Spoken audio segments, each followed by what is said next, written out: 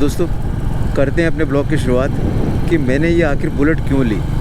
और नज़ारा आपको दिखाई दे रहा है और इस नज़ारे का ना आप मज़ा ले सकते हैं, इस नज़ारे में आप खो सकते हैं। और कहते हैं ना बुलेट क्यों ली हुई, मैं आपको बता देता हूँ भाई। बचपन से ही तमन्ना थी अपनी कि अपने मम्मी पापा की ना सारी इच्छाओं को पूरा करने की। तो धीरे धीरे कहते हैं ना स्कूलिंग और कॉलेज लाइफ और कहते हैं ना सब चीज़ पूरी हो गई, अच्छी खासी जॉब भी लग गई। और अब बस एक तमन्ना थी कि भाई क्योंकि हर माँ बाप यही चाहते हैं कि भाई बच्चे की ना ढंग की शादी हो जाए। तो एक्चुअली अपनी भी ना एक गर्लफ्रेंड थी। तो क्या हुआ यार, गर्लफ्रेंड तो थी लेकिन वो जो है ना वो पंडित थे। तो इस वजह से ना घर वाले मान नहीं रहे थे यार। चोरी छुपे धीरे धीरे प्यार मोहब्बत इश्क और आशिकी सब चलती रही। लेकिन घर वालों को जो है ना जब पता चला तो घर वालों ने सीधे मना कर दिया। माता जी ने भी मना कि माता जी ने बोली कह रही कि ना बेटा कुछ भी कर ले, लेकिन इंटरकास्ट मैरिज जो है ना हमारे यहाँ अलाउड नहीं है। मैंने काफ़ी कोशिश करी। मैंने कहा मम्मी कुछ नहीं होता, ये सब तकियानुसी बातें हैं। तो खैर पिताजी वगैरह को तो नहीं पता चला, लेकिन मम्मी नहीं पहले ही जो है ना मतलब डांट पड़ के कहते बेटा कुछ भी कर, कह रहे हैं चाँद मांगेगा सूरज मांगेगा और मांगेगा सितारे सब तुझे मिल जाएंगे, लेकिन इंटरकास्ट मैरिज बेटा अलाउड नहीं है। तो भाई जिस लड़की से मैं प्यार करता था, मम्मी की वजह से जो है ना मुझे वो घर परिवार की वजह से और कहते हैं ना जैसे कहते हैं ना आप हमारे दादाजी और हमारे चाचा वगैरह सब लोग बड़े ही मतलब खूंखार किस्म के थे। तो उनकी वजह से जो है ना मुझे वो छोड़नी पड़ गई। और उस समय मेरे पास ना स्प्लेंडर थी जो मैं आपको दिखाऊंगा अपने आने वाले ब्लॉग्स के अंदर। तो वो थी, मैं वो चलाया करता था। तो उस समय जो है मैं अपनी ना मतलब जो अभी मेरी वाइफ है उसको पन्नू को देखने के लिए ना अपन लोग जा रहे थे।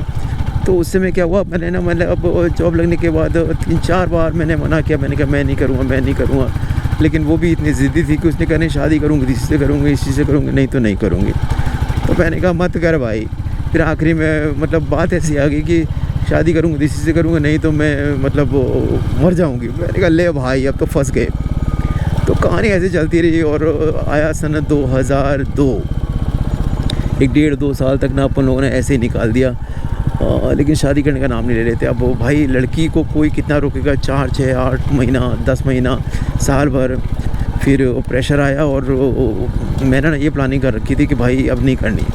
तो हम लोग यहाँ से जा रहे थे। तो इनके यहाँ जब गए ना तो अपनी जो है ना गाड़ी ख़राब हो गई थी। तो एक्चुअली यहाँ से ना हमें जाना पड़ा था फरुखाबाद। तो वहाँ से जाके ना इसको पन्नू को देख दाख के आ गए थे। और देख दाख के आने के बाद में ना जब वापस आ रहे थे ना तो मतलब शादी विवाह तो सब हो गया। लेकिन अपनी जो शादी हुई थी ना, शादी में जो एंगेजमेंट हुई थी ना, तो एंगेजमेंट में मैंने इसकी खाली फ़ोटो देखी थी।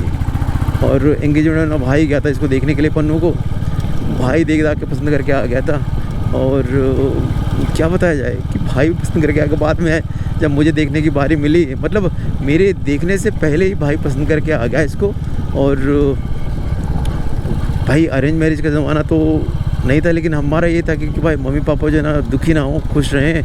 और जब कहते हैं ना कि अपनी मर्ज़ी की शादी नहीं हो रही, तो मैंने कहा जो कर रहे हो करते रहो। अब मतलब कहते हैं ना जहाँ झोंकोगे झुक जाएंगे। तो मैंने भी कहा चल ठीक है। तो भाई लड़की देख के भाई पहले एंगेजमेंट करके आया, फिर उसके बाद में मैं भी अपना मैंने कहा चल ठीक है अब कर ही लेते हैं। तो जब अपन लोग ना, लेकिन मेरी एक तमन्ना थी कि भाई शादी से पहले ना मैं एक बार इसे देखना चाहता हूँ। तो फिर मैं जो ना मैं इसको देखने के लिए यहाँ से फरुखाबाद गया।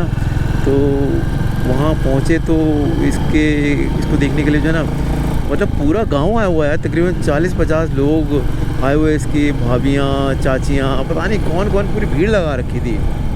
हम पहुँचे कायमगंज और कायमगंज में ना एक घर के अंदर व्यवस्था हो रखी थी। तो घर में व्यवस्था थी, तो उस व्यवस्था में मतलब इतना ज़्यादा वो हो रखा था कि मैं, मेरी ताई, मेरी मम्मी और मेरे ताऊ जी वगैरह गए थे अपन लोग देखने के लिए। तो हमें बैठा दिया गया और एक कमरे के अंदर बुलाया गया। वहाँ पर इसको पन्नू को सामने बैठाया गया। और भाई साहब अब मेरे तो काटो तो खून नहीं, कारण है कि पहले लौंडियाबाजी करी नहीं कभी। गर्लफ्रेंड जो थी तो उससे खाली हम दिल से खुले हुए थे, बाद बाकी किसी दूसरी जगह पर खुले हुए नहीं थे। तो फिर जब मुलाकात हुई तो अब ना ये बोले ना मैं बोलूँ। लेकिन बात तो पूछनी, मैं वो इससे ये पूछा भाई तेरा नाम क्या है, कह रही मेरा नाम पन्नू है, मतलब प्रीति था इसका नाम, एक्चुअली मेरा नाम पन्नू है। तो मैंने कहा यार तेरा नाम तो पन्नू, मतलब फिर मैं कुछ नहीं बोला यार, बस इतनी अपनी पहली मुलाकात थी। और शादी में जो ना, शादी में मेरा मतलब देखो भाई, बुलेट जो ना, बुलेट हर किसी का सपना होती है, मेरा नहीं, हर कोई भी बंदा हो तो सपना सभी का थी, तो मेरा भी सपना थी। तो मुझे जो ना शादी में उस समय मिली थी हीरो होंडा स्प्लेंडर, वहाँ से भी एक स्प्लेंडर थी मेरे पास, तो वहाँ से भी मुझे हीरो होंडा स्प्लेंडर मिल गई। तो भाई मैंने ये सोचा था, मैंने कहा यार यहाँ से भी स्प्लेंडर मिल गई, वहाँ से भी स्प्लेंडर थी, तो मैंने कहा कि यार अब जो है ना अब बुलेट लेनी है। तो भैया बोल नहीं सकते थे क्योंकि मम्मी पापा ने और हमारे दादाजी ने जो बोल दिया वही हमारे लिए फाइनल हुआ करता था। तो तब से मेरे दिल में था कि मैं बुलेट लूँ। और अभी जब जो ना मतलब वो अच्छा खासा पैसा सब चीज़ें हो गई हमारे पास, तो फिर हमारी ना फर्स्ट चॉइस ये थी कि 4 व्हीलर था, सब कुछ था कि भाई अब जो है ना अब अपन ले लें, क्या ले लें, गाड़ी ले लें, एक बाइक ले लें। बाइक एज ऑन डेट मेरे पास शाइन है, एक्टिवा है, एक छोटे 2 स्प्लेंडर हैं, लेकिन बुलेट की तमन्ना थी। तो भैया इसी वजह से मुझे एक्चुअली बुलेट पसंद आई। और बुलेट मैंने मतलब बचपन से ये सोचा था कि भाई, क्योंकि जब भी चलती थी ना तो उस समय धक धक की आवाज़ आया करती थी, और बहुत अच्छा लगता था कि भाई, बहुत अच्छा लगता था कि मतलब इसको लिया जाए। और जो शादी का सपना था कि शादी में बुलेट देंगे, बुलेट की स्प्लेंडर मिल गई, लेकिन वो सपना मेरा अभी जाके पूरा हुआ 2023 में। अब लगाओ 2022 में हुई, 2002 में हुई शादी, और 2024 में मैंने ली बुलेट है।